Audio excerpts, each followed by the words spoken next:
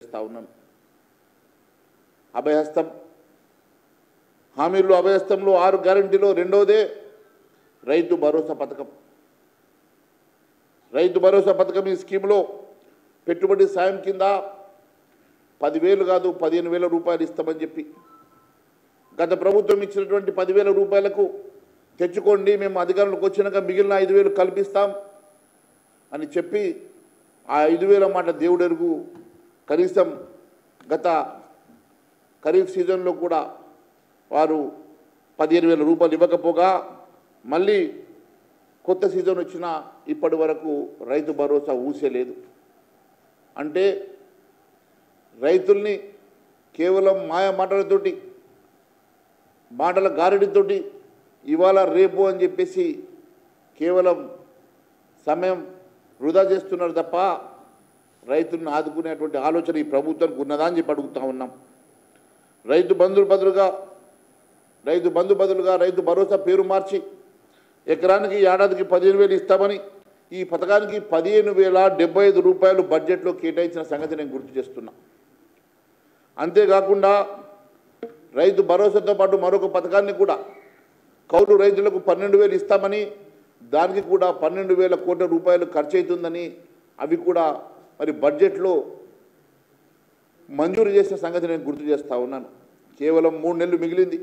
ఇప్పటి వరకు ఆ 15,000 కానీ ఈ 1,200 కోట్ల రూపాయలు కానీ ఇప్పటి వరకు ఖర్చు చేయకుండా రైతుల్ని ఉట్టికి ఆశ చూపించినట్టుగా కేవలం మరి మాయ చేస్తున్న సంగతి నేను గుర్తు చేస్తూ ఉన్నాను. ఉప ముఖ్యమంత్రి గారు రైతు కూలీలకు ఇచ్చినటువంటి హామీ గ్యారంటీ లేకపోతే ఎలా? ఉప ముఖ్యమంత్రి బట్టి విక్రమార్క గారే మాట ఇచ్చిన తర్వాత ఇప్పటి వరకు ఆ మాటకు భరోసా లేకపోవడం ఇది ఏం సమమని అడుగుతూ ఉన్నాం.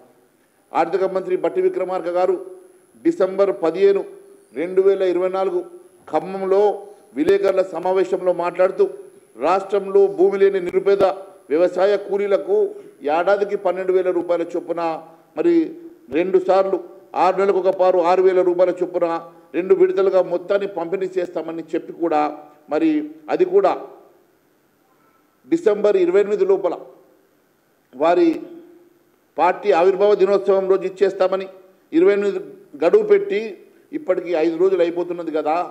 మరి ఇప్పటి వరకు మరి రైతు కూలీల సంగతి ఎందుకు ఊసేత్తడం లేదో మరి ఉప ముఖ్యమంత్రి బట్టి విక్రమార్క గారు మరి తెలంగాణ ప్రజానీకానికి చెప్పాల్సినటువంటి అవసరం ఉన్నదని చెప్పి తెలియజేస్తూ ఉన్నాను. మరి ఉప ముఖ్యమంత్రి గారిని ఆపుతున్నారా లేక వారే ఫైనాన్స్ మినిస్టర్ కాబట్టి ఆ డబ్బులు మరి గుత్తేదారులకు వనకొస్తాయని చెప్పేసి ఏమన్నా దాచుకుంటున్నాడా కూడా ప్రజలకు అనుమానాలు వస్తున్నాయి. రైతు కూలీలకు ఆర్థిక భరోసా దక్కకుండా మరి అడ్డుకునేది ఎవరు? మరి ప్రజానీకానికి చెప్పాల్సిన అవసరం ఉన్నది. రైతు కూలీలకు ఆర్థిక సాయం కింద 900 కోట్ల రూపాయలు ఆల్రెడీ కేటాయించినట్టుగా రెవెన్యూ మంత్రి పొంగులేటి శ్రీనివాసరెడ్డి గారు మరి మొత్తం 15 లక్షల మందికి మేము ఇస్తున్నట్టుగా ప్రకటించినావు కదా. మరి 15 లక్షల మంది రైతు కూలీలకు మరి ఏమన్నా పంపిణీ చేశారా లేకుంటే కేవలం మీరు మాటల గారెడిగా మీరు ఇచ్చిన స్టేట్మెంట్ పేపర్లకే పరిమితమైనయా? మరి ఈ నెల 23వ తారీఖు రెవెన్యూ మంత్రి పొంగులేటి శ్రీనివాసరెడ్డి చెప్పినటువంటి లెక్కలు ఏమైనాయో ఒకసారి మేము మీ ద్వారా అడుగుతూ ఉన్నాం. మరి 2 కీలక మంత్రులు రైతు కూలీలకు ఇస్తామని చెప్పినటువంటి డబ్బు సంగతి మరి కేవలం పేపర్ ప్రకటనలకే పరిమితమైనయా? నిజంగానే ఆ డబ్బు మరి పంపిణీ జరుగుతున్నదా లేకుంటే మరి దాన్ని ఎవరు ఆపుతున్నారో మరి ప్రజానీకానికి చెప్పాల్సిన అవసరం ఉన్నది. మరి అంతేకాదు వారిని మన శక్తులు ఆపుతా ఉన్నాయా లేకుంటే డిసెంబర్ 28వ తారీఖు ఇస్తామన్నటువంటి డబ్బులు ఎందుకు ఇవ్వలేకపోయినారో మరి ఖచ్చితంగా ప్రజానీకానికి చెప్పాల్సిన అవసరం ఉన్నదని తెలియజేస్తా ఉన్నాను. అదే మాదిరిగా ఒక సబ్ కమిటీ ఏర్పాటు చేశారు. పొంగులేటి మల్లు బట్టి విక్రమార్క గారు చైర్మన్గా, దుద్దిల్ల శ్రీధర్ బాబు గారు మంత్రి గారు ఒక మెంబర్గా, పొంగులేటి శ్రీనివాసరెడ్డి గారు ఒక మెంబర్గా, తుమ్మల నాగేశ్వరరావు మరొక మెంబర్గా ఒక కమిటీ ఏర్పాటు చేసి విధి విధానాలు రైతు భరోసా కోసం విధి విధానాలు రూపకల్పన చేస్తామని, అదే మాదిరిగా 15 రోజుల లోపల ఈ కమిటీ నివేదిక ఇస్తుందని వెంటనే రైతు భరోసా రైతాంగానికి ఇస్తామని చెప్పినటువంటి మరి ఈ సబ్ కమిటీ నివేదిక 5.5 నెలలు జరిగినా ఎందుకు ఆ సబ్ కమిటీ ఇంకా నివేదిక ఇవ్వడం లేదో మరి ప్రజానీకానికి చెప్పాల్సిన అవసరం ఉన్నది. కమిటీ 15 రోజుల్లోనే నివేదిక ఇస్తుందని చెప్పి వెంటనే మాకు డబ్బులు ఖాతాల్లో పడితే అని చెప్పి రైతులు ఎదురు చూస్తున్న సందర్భంగా ఇప్పటి వరకు మరి రాష్ట్ర మంత్రిమండలికి బట్టి విక్రమార్క గారు మరి వారి సబ్ కమిటీ ఎందుకు ఆ నివేదిక రూపకల్పన చేసి ఇవ్వలేకపోయిందో, మరి ఎందుకోసం మరి దాదాపుగా చాలా జిల్లాలు వాళ్ళు పర్యటన చేసిండ్రు, కానీ ఇప్పటి వరకు దానికి సంబంధించినటువంటి మరి విధి విధానాలు ఏందో ఇప్పటి వరకు మీరు ప్రజలకు చెప్పలేకపోయినని మేము అడుగుతా ఉన్నాం. ఎల్లుండి జరిగేటువంటి క్యాబినెట్ మీటింగ్ 4వ తారీఖు సాయంత్రం జరిగేటువంటి క్యాబినెట్ మీటింగ్లో రైతు భరోసా స్కీమ్ అమలుకు నిర్ణయం తీసుకోవాలని చెప్పి భారతీయ జనతా పార్టీ డిమాండ్ చేస్తూ ఉన్నది. ఎల్లుండి సాయంత్రం క్యాబినెట్ భేటీ ఉంది కదా, మరి ఈలోగా రైతు భరోసా సబ్ కమిటీ తన నివేదికను మరి సబ్మిట్ చేయగలుగుతుందా, మరి దాని విధి విధానాలు రూపకల్పన చేసి మరి కమిటీకి మరి క్యాబినెట్కి సబ్మిట్ చేయగలుగుతుందో మరి తెలియజేయాల్సినటువంటి అవసరం ఉందని చెప్పి తెలియజేస్తూ ఉన్నాం. అంతేకాదు రైతులకు రైతు కూలీలకు ఇస్తామని చెప్పినటువంటి రైతు భరోసా కానీ రైతు కూలీలకు ఇస్తామన్నటువంటి సాయం కానీ 12,000 రూపాయల సాయం కానీ మరి ఎప్పటి లోపల ఇస్తారో రేపు మీరు క్యాబినెట్ నిర్ణయంలో మరి ఖచ్చితంగా తేల్చాలని చెప్పి మేము అడుగుతూ ఉన్నాం. రబీ సీజన్ కూడా దాటిపోక ముందే ఖరీఫ్ అయిపోయింది, ఖరీఫ్లో ఇవ్వలేదు, రబీ సీజన్ కూడా అయిపోతూ ఉన్నది, పెట్టుబడి సాయం కింద ఇస్తామన్నటువంటి డబ్బు ఇవ్వలేకపోతున్నారు. ఈ 2 సీజన్లు కలిపి ఒకేసారి మరి ఇస్తారా, మరి క్యాబినెట్లో డిసిషన్ తీసుకోవాల్సిన అవసరం ఉన్నది. గతంలో మీరు మోసం చేసి ముంచేసిన 500 రూపాయలు అడిషనల్గా 5,000 రూపాయల సంగతి దేవుడెరుగు. కనీసం రబీ ఖరీఫ్ సీజన్లో ఇవ్వాల్సినటువంటి 7,500 7,500 15,000 15,000 రూపాయల చొప్పున ఎకరానికి ఖచ్చితంగా ఎప్పటి లోపల ఇస్తారో రేపు సబ్ కమిటీ రేపు క్యాబినెట్లో నిర్ణయం తీసుకోవాల్సిందిగా భారతీయ జనతా పార్టీ తరఫున మేము డిమాండ్ చేస్తూ ఉన్నాం. ఎందుకంటే దాదాపుగా గత ప్రభుత్వం మీరు ఒకసారి లెక్కలు తీసుకుంటే 1,69,00,000 మంది రైతులకు గత ప్రభుత్వం 69 లక్షల మంది రైతులకు 1,53,00,000 ఎకరాలకు దాదాపు ఏటా 15,000 కోట్లకు పైగా రైతుల ఖాతాలో జమ అయ్యేటివి. ఒకవేళ 10,000 రూపాయల చొప్పున మీరు ఇవ్వాలని అనుకుంటే 1,53,00,000 ఎకరాలకు గాను 15,000 కోట్ల పైచిలకు డబ్బులు మరి ఖాతాలో పడేటివి. మరి మీరు పెంచినటువంటి 15,000 రూపాయల కాడికి మీరు ఎకరానికి ఇవ్వాలంటే మరి ఒక్క సీజన్కి గాను మరి దాదాపుగా 23,000 కోట్ల రూపాయలు మరి రైతు భరోసా కింద మీరు చెల్లించాలి.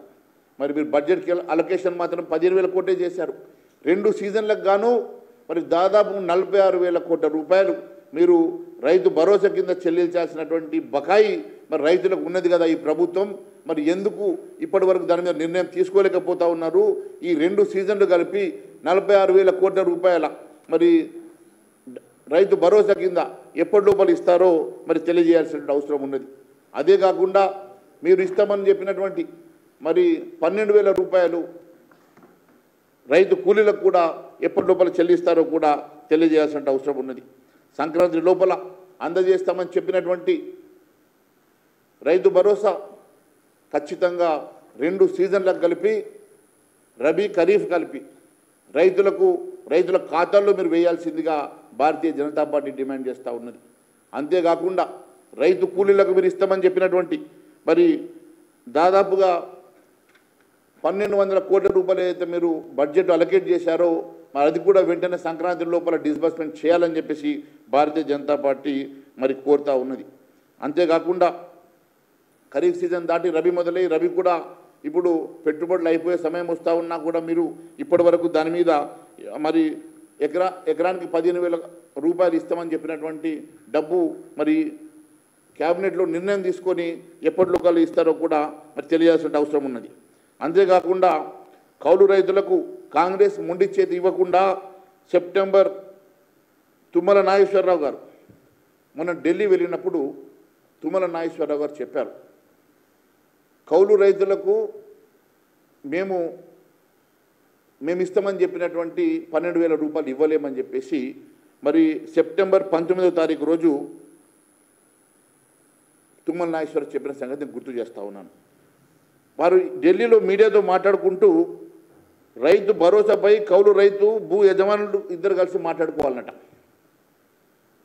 అయ్యా తుమ్మల నాగేశ్వరరావు గారు మీకు తెలుసో లేదో బహుశా అప్పుడు మీరు కాంగ్రెస్ పార్టీలో లేనట్టున్నారు. గత కాంగ్రెస్ ప్రభుత్వంలోనే ల్యాండ్ లైసెన్స్డ్ కల్టివేటర్స్ యాక్ట్ 2011 చట్టం ఉన్నది. రైతు కూలీలను వారి హక్కుల్ని కాపాడడానికి ఆ రోజు మరి ల్యాండ్ లైసెన్స్డ్ కల్టివేటర్స్ యాక్ట్ 2011 తీసుకొచ్చారు కదా. మరి దాని ప్రకారం మీరు వాళ్ళకి ఐడెంటిటీ కార్డు ఇవ్వచ్చు కదా. మరి ఐడెంటిటీ కార్డ్స్ ఇచ్చి వాళ్ళని ఐడెంటిఫై చేయొచ్చు కదా. మరి ఈరోజు రైతు కూలీలని యజమానితో మాట్లాడుకోమంటే యజమానితో రైతు కూలి ఏం మాట్లాడతాడు? తెలంగాణలో వ్యవసాయానికి కౌలు రైతు వెళ్తే కనీసం కాగితం కూడా రాసివ్వరు. కాగితం కూడా రాసివ్వనటువంటి కౌలు రైతు యజమానితోటి ఏ రకంగా అండర్స్టాండింగ్కి వస్తాడు, ఏ రకంగా ఆ డబ్బు యజమాని ఖాతాలో పడ్డ తర్వాత రైతు కూలీకి వస్తుందో మీరు ఒకసారి అర్థం చేసుకోవాల్సిన అవసరం ఉన్నది. అంటే మీరు ఎగగొట్టడానికి ఇచ్చిన హామీలను నెరవేర్చకుండా ఎగ్గొట్టడానికి మీరు చేస్తున్నటువంటి నాటకం కాదని అడుగుతూ ఉన్నాం. ఈరోజు అంటే మంత్రి గారు మాట్లాడడం ఎంత విడ్డూరంగా ఉన్నదనంటే ఎన్నికలకు ముందు చెప్పినటువంటి హామీలకు దీనికి పొంతన లేకుండా ఈరోజు మీరు మాట్లాడడము కేవలం రైతు కూలీలను మోసం చేయడమే. దాదాపు 15 లక్షల మంది రైతు కూలీలు తెలంగాణ రాష్ట్రంలో వారందరినీ కూడా మీరు మోసం చేసినట్టే నేను తెలియజేస్తూ ఉన్నాను. ఎందుకంటే ఒక్కసారి అర్థం చేసుకోవాలా, ఈరోజు వ్యవసాయం గిట్టుబాటు లేక నష్టపోయేది రైతు కూలీలు ఎక్కువ. ఈరోజు రైతన్నలు ఆత్మహత్య చేసుకునేటువంటి రైతన్నలలో 70% మంది రైతు కూలీలే అన్న సంగతి గౌరవ మంత్రి గారు గుర్తు చేసుకోవాలని చెప్పి నేను తెలియజేస్తూ ఉన్నాను. ఈరోజు రైతు కూలీలు ఈరోజు రైతన్నలు ఆత్మహత్య చేసుకునేటువంటి గణాంకాలు మీరు తీసుకుంటే 70% మంది రైతులలో రైతు కూలీలే 70% మంది. అంటే ఎలాంటి ఆధారం లేకుండా కేవలం పంట పెట్టుబడి మీద ఆధారపడి నష్టపోతే వారికి కనీసం నష్టపరిహారం కూడా దొరకకుంటే వారికి చావే శరణ్యం అవుతున్నటువంటి తరుణంలో వారిని కాపాడాల్సిన ప్రభుత్వం మాట ఇచ్చి మాట తప్పి మరి రైతు కూలీల్ని మోసం చేస్తున్న మాట వాస్తవం కాదా? ముందు వారిని ఐడెంటిఫై చేసి వారికి ఒక ఐడెంటిటీ కార్డు ఇచ్చి వారిని ముందే మనము మరి వారికి ఇవ్వాల్సినటువంటి 12,000 రూపాయలు ఇచ్చి వారిని ఆదుకోవాలని చెప్పేసి మేము కోరుతూ ఉన్నాం. అంతేకాకుండా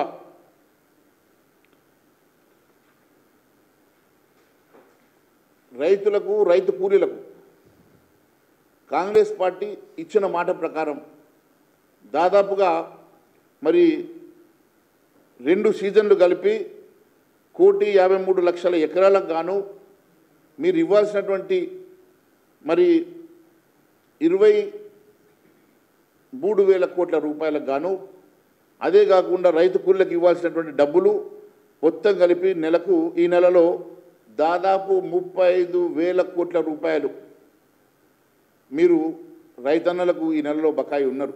అది రేపు క్యాబినెట్లో మీరు నిర్ణయం చేసి క్యాబినెట్ నిర్ణయం తీసుకొని రైతులకు రైతు కూలీలకు మీరు వెంటనే న్యాయం కల్పించాలని చెప్పేసి భారతీయ జనతా పార్టీ డిమాండ్ చేస్తూ ఉన్నది. అంతేకాకుండా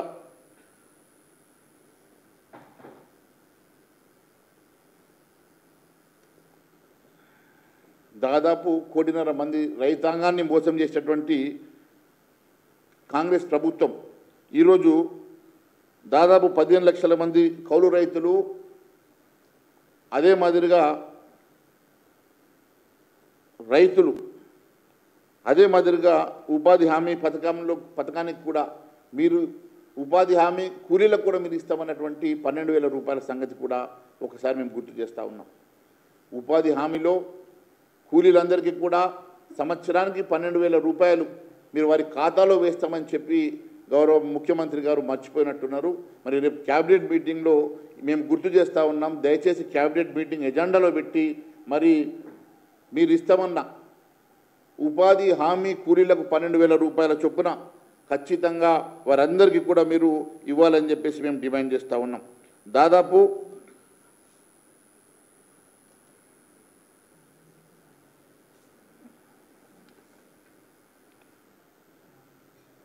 ఇవన్నీ ఒకవైపు ఉంటే ముఖ్యంగా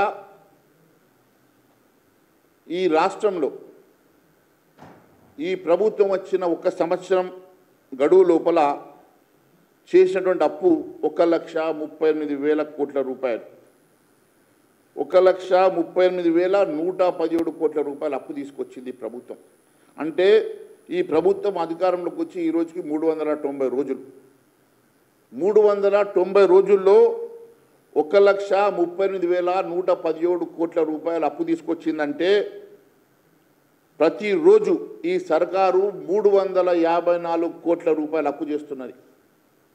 ఈ సర్కారు ప్రతిరోజు 354 కోట్ల రూపాయలు అప్పు చేస్తున్నది. అంటే గంటకు 14,75,00,000 అంటే దాదాపు ప్రతి గంట 15 కోట్ల అప్పు చేస్తున్నది ఈ ప్రభుత్వం. ఈ ప్రభుత్వం గంటకు 15 కోట్ల రూపాయలు అప్పు చేస్తూ ఈరోజు ఈ రాష్ట్రంలో ఏ ఒక్క సంక్షేమ కార్యక్రమం నెరవేరుస్తలేదు. రైతులను మోసం చేసింది, రైతు కూలీలను మోసం చేసింది, ఉపాధి హామీ రైతుల్ని మోసం చేసింది, మహిళల్ని మోసం చేసింది, నిరుద్యోగ యువతను మోసం చేసింది. ఈ ప్రాంతంలో ఉన్న ప్రతి ఒక్క వ్యక్తిని మాట ఇచ్చి మోసం చేసిన ఈ ప్రభుత్వం ఈరోజు మోసపూరిత ప్రభుత్వం కాదని అడుగుతున్నా. మరి ఒకవైపు 1,30,117 కోట్లు ఎఫ్ఆర్బిఎం పరిధిని దాటి ఆ పరిధిని తప్పించుకొని రకరకాల వేషాలు వేస్తూ మీరు ఎఫ్ఆర్బిఎం పరిధిని దాటవేస్తూ ఈరోజు కేంద్ర ప్రభుత్వాన్ని సైతం మోసం చేస్తూ మీరు తీసుకొచ్చిన 1,38,117 కోట్లే కాకుండా మొన్ననే నేను అసెంబ్లీలో మాట్లాడినట్టుగా దాదాపు 30,000 కోట్ల రూపాయల 400 ఎకరాల భూమిని తాకట్టు పెట్టి మొన్ననే 10,000 కోట్ల రూపాయలు అదనంగా అప్పు తీసుకొచ్చిన సంగతి నేను గుర్తు చేస్తూ ఉన్నాను. అంతేకాకుండా ఇంకా 30,000 కోట్ల రూపాయలు అప్పు తీసుకురావడానికి ప్రణాళికలు సిద్ధం చేసుకున్న మాట వాస్తవం కాదా అని అడుగుతున్నా. ప్రతి మంగళవారం 2,500 కోట్ల రూపాయలు ఓపెన్ ఆక్షన్లో బాండ్ల విక్రయం చేసి ఇంకా 30,000 కోట్ల అప్పు తీసుకొచ్చే ప్రయత్నం చేస్తున్నమాట వాస్తవం కాదని అడుగుతున్నా. ఇన్ని రకాలుగా ఈ రాష్ట్రాన్ని అప్పుల పాలు చేసి అప్పుల కుప్పలు పెంచి మీరు ఈ రాష్ట్రంలో ఏ ఒక్క సంక్షేమ కార్యక్రమాన్ని కూడా నిర్వహించలేని దుస్థితిలో ఈ రాష్ట్ర ప్రభుత్వం ఉన్నదంటే ఎంతటి దుస్థితి రాష్ట్రంలో నెలకొన్నదో ఒక్కసారి మీ ద్వారా నేను ప్రజానీకానికి తెలియజేస్తా ఉన్నాను. ఈరోజు మరి మన బడ్జెట్ అమౌంట్ కాదు, బడ్జెట్ అలొకేట్ చేసిన అమౌంట్ కాదు, అప్పు తెచ్చిన 1,30,117 కోట్ల రూపాయల అప్పులో కూడా ఇప్పటి వరకు మీరు కేవలం 20,000 కోట్ల రూపాయల రుణమాఫీకి తప్ప ఏ ఒక్క చిల్లి గవ్వ కూడా రైతుల కోసం, రైతాంగం కోసం, రైతు కూలీల కోసం, ఉపాధి హామీ రైతుల కోసం, మహిళల కోసం లేక నిరుద్యోగ యువత కోసం ఖర్చు పెట్టినా అని అడుగుతున్నా. ఆ రుణమాఫీ కూడా ఈరోజు కేవలం 60 నుంచి 65% ఇవ్వగలిగినాం.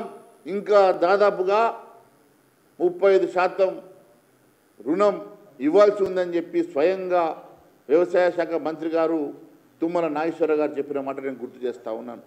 అంటే ఈ రాష్ట్రంలో దాదాపుగా ఇంకా 35% రుణం ఇంకా మాఫీ కావాల్సి ఉండగా రుణమాఫీ పూర్తిగా చేయలేకపోయారు. ఇప్పటి వరకు రైతులకు ఇస్తామని చెప్పినటువంటి ఏ ఒక్క హామీని నెరవేర్చలేకపోయారు. పూర్తిగా అన్ని వర్గాలను మోసం చేసినటువంటి ప్రభుత్వం కనీసం నూతన సంవత్సరంలో మొదటి క్యాబినెట్ మీటింగ్లోనైనా ఇవన్నీ కూడా పరిగణలోకి తీసుకొని న్యాయం చేస్తారని చెప్పి మేము భావిస్తూ ఉన్నాం. ప్రజలు ఆశగా ఎదురు చూస్తున్న సంగతి నేను గుర్తు చేస్తూ ఉన్నాను. అంతేకాదు మరి ఆ 20,000 కోట్లు పక్కన పెడితే మరి మిగిలిన 1,18,000 కోట్ల రూపాయలు దేనికోసం ఖర్చు చేశారో ఒక్కసారి ప్రజానీకం చెప్పాలని కోరుతా ఉన్నాం. కేవలం గుత్తేదారుల బిల్లుల కోసం, కమిషన్ల కోసం మాత్రమే ఖర్చు చేస్తున్నారా? గుత్తేదారుల బిల్లులకు వచ్చే కమిషన్లకు ఆశపడి డైవర్ట్ చేస్తూ ఉన్నారా? అదే పాపం చిన్నకారు, సన్నకారు, చిన్న చిన్న గుత్తేదారులు, గ్రామంలో సర్పంచ్ స్థాయి వాళ్ళు గ్రామ అభివృద్ధి కోసం 10,000, 10 లక్షలు, 5 లక్షల రూపాయలతో చేసినటువంటి చిన్న చిన్న పనులకు బిల్లులు చెల్లించడానికి మీకు చేతులు రావడం లేదు. ఎందుకంటే వాళ్ళ దగ్గర కమిషన్ తీసుకోలేరు కాబట్టి.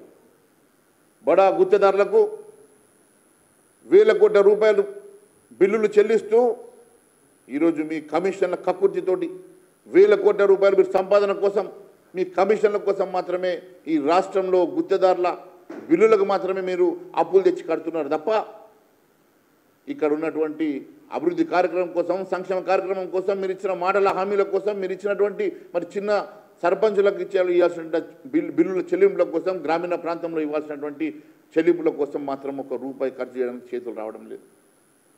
ఈ రకంగా తెలంగాణ ప్రజానీకాన్ని పూర్తిగా మోసం చేస్తున్నటువంటి ఈ ప్రభుత్వం వెంటనే ఇప్పటికన్నా కొత్త సంవత్సరంలో మనసు మార్చుకొని మీ మొదటి క్యాబినెట్ మీటింగ్లో మీరు ఇవన్నీ కూడా ప్రజా సంక్షేమ కార్యక్రమాల కోసం ఎజెండాగా పెట్టుకొని ఇప్పటికన్నా మనసు మార్చుకొని మీరు అనుకున్న ప్రజాపాలన వైపు నడవాలని చెప్పి ప్రజలు ఎదురు చూస్తూ ఉన్నారు. నేను ఒకటే అడుగుతా ఉన్నాను, గెలిపించిన రైతుల్ని మీరు దగా చేశారు కదా. ఏ రైతుల ఓట్లతోటైతే మీరు గెలిచారో, ఏ రైతుల ఓట్లతోటైతే మీరు గద్దెనెక్కారో ఆ రైతులను విస్మరించడం మంచిది కాదు అని తెలియజేస్తా ఉన్నాను. ఎందుకంటే రైతులు ఉన్నటువంటి గ్రామాలలో, రైతులు ఉన్నటువంటి నియోజకవర్గాల్లోనే కాంగ్రెస్ పార్టీ గెలిచింది.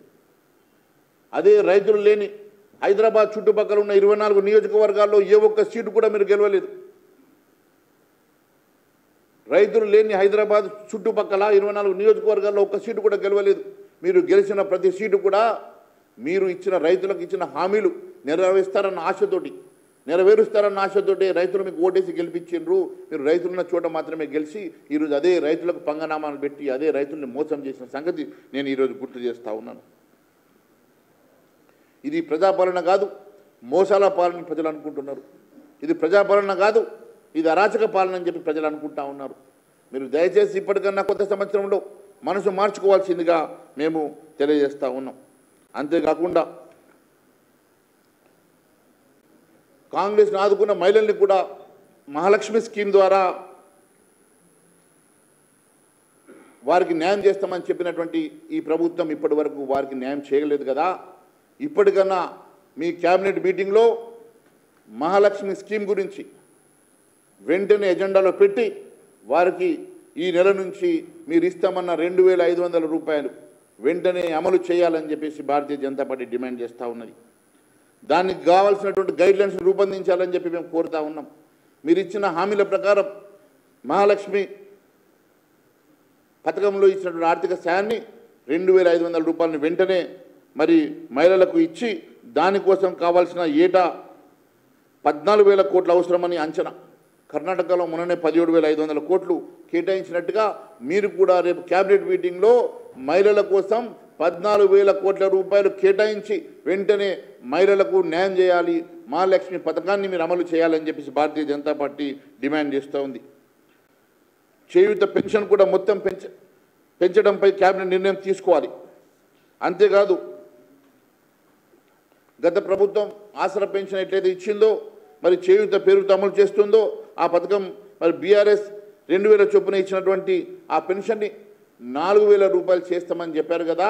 మరి ₹4,000 పెన్షన్ని కూడా వెంటనే ఈ క్యాబినెట్లోనే ఆమోదించి మరి ప్రతి నెల వారికి ఇస్తామన్నటువంటి పెన్షన్ను 4,000కు పెంచి మరి మహిళల్ని ఆదుకోవాల్సిందిగా భారతీయ జనతా పార్టీ డిమాండ్ చేస్తూ ఉన్నది. కొత్త సంవత్సరం దయచేసి కొత్త సంవత్సరం మనసు మార్చుకొని గత సంవత్సరం చేసిన పాపాలని కడుక్కోమని, గత సంవత్సరం చేసిన మోసాలని కడుక్కోమని, గత సంవత్సరం మీరు ఇచ్చినటువంటి హామీలు నెరవేర్చలేనటువంటి దౌర్భాగ్య స్థితి నుంచి బయటపడి ఈ సంవత్సరం అన్న మనసు పెద్దది చేసుకొని మీరు ఇచ్చిన హామీల నెరవేర్చడం కోసం మీరంతా కూడా ఈ కొత్త క్యాబినెట్లో ఈ సంవత్సరం కొత్త క్యాబినెట్లో నిర్ణయాలు తీసుకోవాల్సిందిగా నేను మీ అందరినీ కూడా మరి కోరుతా ఉన్నాం. అంతేకాదు ఇందిరమ్మ ఇళ్ల నిర్మాణం విషయంలో కూడా పట్టణ గ్రామీణ ప్రాంతంలో లబ్ధిదారుల ఎంపిక విషయంలో మీరు ఏం నిర్ణయం తీసుకున్నారో దాని విధి విధానాలు ఏందో ఇప్పటివరకు మీరు చెప్పలేకపోతుంది. ఇప్పటివరకు దాదాపు 80 లక్షల పైచీలకు దరఖాస్తులు వచ్చినాయన్నారు కదా. మరి 80 లక్షల పైచీలకు దరఖాస్తులు వస్తే మరి ఏ రకంగా 80 లక్షల మందికి మీరు ఇండ్లు ఇవ్వగలుగుతారో, 80 లక్షల మందికి ఏ రకంగా మీరు న్యాయం చేయగలుగుతారో చెప్పాల్సిన అవసరం ఉన్నది. మీరు డబల్ బెడ్రూమ్ గతంలో ప్రభుత్వం ఊరించినట్లు డబల్ బెడ్రూమ్ లాగా మీరు కూడా ఈ పథకాన్ని అదే బాటలో నడుస్తున్నారన్న అనుమానాలు మాకు వస్తున్నాయి. మీరు నిజంగా ఎన్ని రోజులలో ఎన్ని సంవత్సరాలలో ఈ 80,000 మందికి మీరు న్యాయం చేయగలుగుతారు? ఇంకా దాదాపుగా ఈ రాష్ట్రంలో 1 కోటి మంది కొత్త ఇల్లు కోరుకుంటున్న సందర్భంగా మీరు ఇప్పటి వరకు మీరు ఇచ్చిన 3,500 అంటే కూడా మరి ఎన్ని ఇండ్లు అవుతుంది, మరి ఎప్పటి లోపల అందరికీ కూడా న్యాయం చేయగలుగుతారు, దాని విధి విధానాలు ఏంటి, మరి గ్రామీణ ప్రాంతంలో ఏ రకంగా ఇస్తారు, అర్బన్ ఏరియాస్లో ఏ రకంగా ఇస్తారు, దానికి మరి ఉన్నటువంటి గైడ్లైన్స్ ఏందో మరి తెలియజేయాల్సినటువంటి అవసరం ఉన్నదని తెలియజేస్తా ఉన్నాను. అదే కాకుండా సంక్రాంతికి 4,50,000 మంది ఇళ్లను మంజూరు చేస్తామని పొంగులేటి శ్రీనివాస్ రెడ్డి పలు సందర్భాల్లో చెప్పిండు. అయ్యా నువ్వు 4.5 లక్షల మంది ఇండ్లు ఎన్ని సంవత్సరాలు ఇస్తే 80 లక్షల మందికి నువ్వు లబ్ధి చేకూర్చగలుగుతావు? మరి 4,50,000 మంది లబ్ధిదారులను ఏ రకంగా మీరు ఎంపిక చేస్తారు? మీ కార్యకర్తలు చెప్పిన పేరును ఎంపిక చేస్తారా? నిజంగా గ్రామ స్థాయిలో మరి గ్రాస్ రూట్లో ఉన్నటువంటి న్యాయంగా ఇల్లు లేని వారి నిరుపేదల గురించి మీరు ఆలోచించి వారికి న్యాయం చేస్తారా? మరి దానికి ఉన్నటువంటి గైడ్లైన్స్ ఏంది? మరి గ్రామ సభలు పెట్టి మరి వాస్తవంగా మరి నిరుపేదల్ని మీరు గుర్తిస్తారా? తెలియజేయాల్సిన అవసరం ఉన్నది. ప్రతి ఒక్కరికి ఇల్లు ఇస్తామని చెప్తా ఉన్నారు. మరి ఒకవైపు 80 లక్షల దరఖాస్తులు వస్తే 4 లక్షల ఇల్లు మాత్రమే ఇస్తామని పొంగులేటి శ్రీనివాస్ రెడ్డి చెప్తాడు. మరి ఇది ఎట్లా సాధ్యమవుతుందో మరి ఇది మీరు కూడా కేసీఆర్ బాటలోనే నడుస్తున్నట్టుగానే స్పష్టమవుతున్నది తప్ప ఇది పేదలను మోసం చేయడమే కనపడుతుంది తప్ప నిజంగా ఏ రకంగా మీరు న్యాయం చేస్తారో మీరు ఖచ్చితంగా విధి విధానాలు రూపొందించి మరి ఎప్పుడు నిర్మించిస్తారో లబ్ధిదారులను ఏ రకంగా ఎంపిక చేస్తారో తెలియాల్సిన అవసరం ఉన్నదని తెలియజేస్తా ఉన్నాను. ముఖ్యంగా చివరగా రేపు క్యాబినెట్లో ఉన్నటువంటి డిమాండ్లు, ఎల్లుండి జరిగే క్యాబినెట్ భేటీలో రైతులకు ఇచ్చినటువంటి హామీలు అమలు కోసమై విధి విధానాలు వెంటనే రూపొందించాలని చెప్పేసి నేను మీ ద్వారా క్యాబినెట్ మంత్రుల్ని కోరుతా ఉన్నాను, గౌరవ ముఖ్యమంత్రి గారిని కోరుతా ఉన్నాను. రైతు భరోసా పథకానికి షరతులు లేకుండా రైతులందరికీ వర్తింప చేయాలి.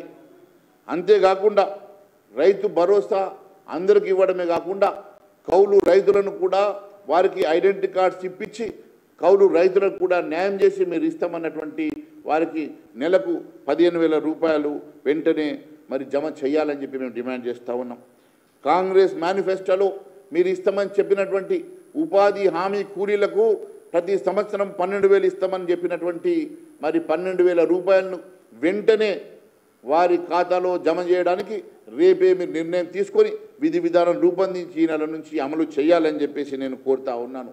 అంతేకాకుండా మిగిలిన 30% మంది రుణమాఫీ జరగనటువంటి రైతులకు వెంటనే రుణమాఫీ కల్పించాలని చెప్పి రేపు మీరు క్యాబినెట్లో నిర్ణయం తీసుకోవాల్సిందిగా నేను డిమాండ్ చేస్తూ ఉన్నాను.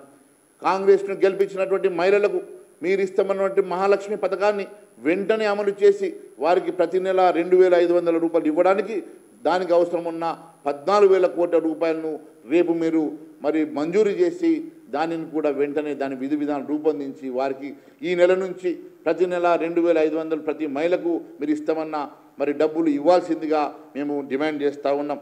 అంతేకాకుండా ఇందిరమ్మ ఇళ్ళ స్కీమ్కి సంబంధించి గైడ్లైన్స్ రూపొందించి అప్లికేషన్ పెట్టుకున్న ప్రతి ఒక్కరికి ఇందిరమ్మ ఇల్లు ఇచ్చి మరి ప్రతి ఒక్కరిని కూడా ఇల్లు లేని ప్రతి ఒక్కరికి కూడా న్యాయం చేకూర్చాలని వారందరికీ న్యాయం చేయాలని చెప్పేసి మేము డిమాండ్ చేస్తూ ఉన్నాం.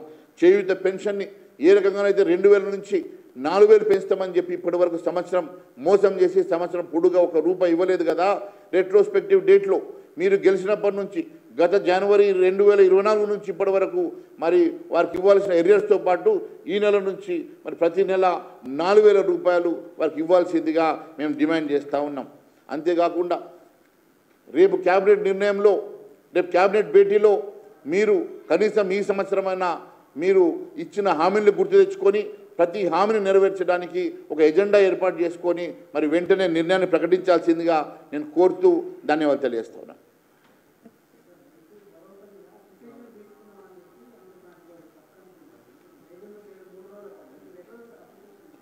వీళ్ళు దాదాపుగా రైతు భరోసా అంశంలో క్యాబినెట్ సబ్ కమిటీ వేసి దాదాపు 5.5 నెలలు అవుతున్నది.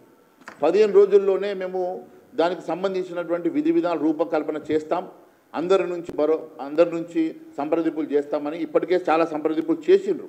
అన్ని గ్రామాలలో మరి వాళ్ళు వెళ్ళి తిరిగిండ్రు.